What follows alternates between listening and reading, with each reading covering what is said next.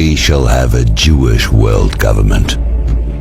Whether or not we like it, the question is only whether world government will be achieved by consent or by conquest. James Warburg, Jewish merchant banker. Our ruling crime families are not dumb. In fact, they're getting smarter and faster. They know it's the end game. They know it's either us or them. It took them a while to work out that it is cheaper to go from A to B, riding their horse to death and replacing it with a new one, rather than watering, feeding, and giving it rest when it gets tired. So, they replaced feudalism and open slavery with capitalism. Then, they figured that it is more profitable to groom the smartest and most ambitious kids on the block and entice them with a privileged lifestyle in return for their help with outsmarting their fellow men with trickery and evil scams. So they gave us soft-spoken psychopaths and mild-mannered mass murderers at Rome corporate boardrooms.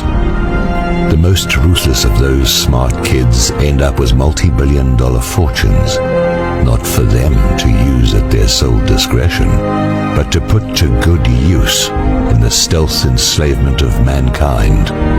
Those Bill Gates, George Soroses, Eric Schmidts and Mark Zuckerbergs know all too well that their fortunes will be wiped out overnight if they don't do as they're being told. That's why every copy of MS Windows and the Mac OS has a backdoor to Mossad and the NSA. That's why Bill Gates donates billions to mass sterilization programs disguised as vaccinations and invests heavily in Monsanto and chemtrails. That's why George Soros spends hundreds of millions on campaigns to help disarm the American people and overthrow governments that refuse to follow the orders of the ruling parasites. That's why Eric Schmidt has transformed his search engine into a corporate Big Brother and Mark Zuckerberg his social networking application into a spying tool that knows everything about you, your family, your friends, your likes and dislikes, and even your most private thoughts.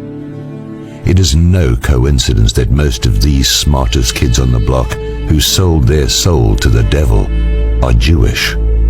Not only does the Jewish mindset uniquely enable them to do the most horrible things to their fellow men without having a bad conscience, provided they are not Jewish, their Jewishness also provides them with a highly effective armor, the Judeo-Bolshevik narration of the Jewish Holocaust.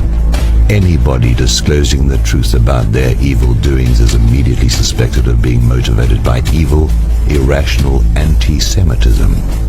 Never mind that 97% of Jews are no Semites, but the descendants of converted Moroccan Berbers and Mongolian Turk Huns and their Andalusian, respectively Germanic rape victims. And if maliciously accusing someone of criminally insane racial hatred just for telling the truth wasn't bad enough, our ruling parasites and their Jewish minions systematically use the label of anti-Semitism to silence anyone who criticizes their wrongdoings.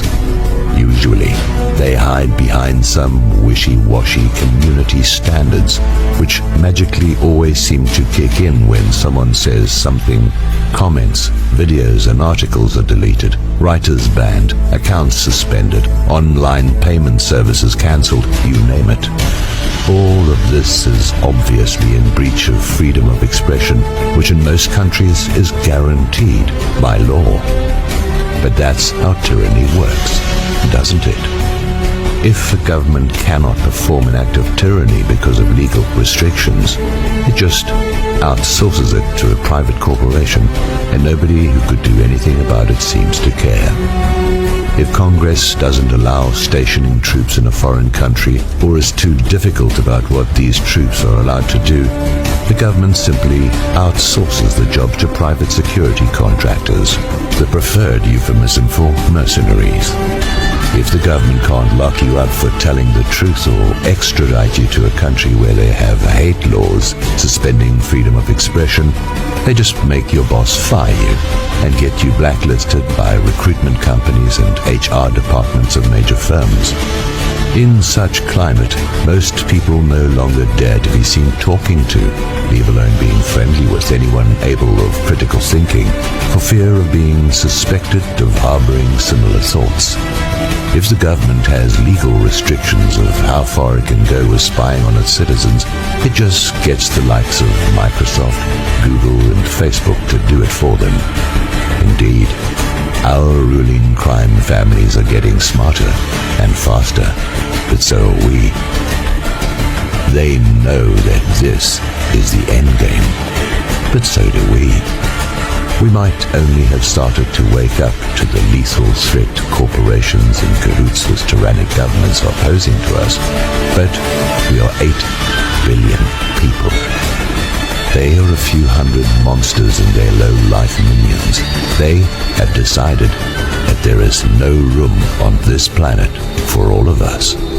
It is up to us to decide who is going to survive.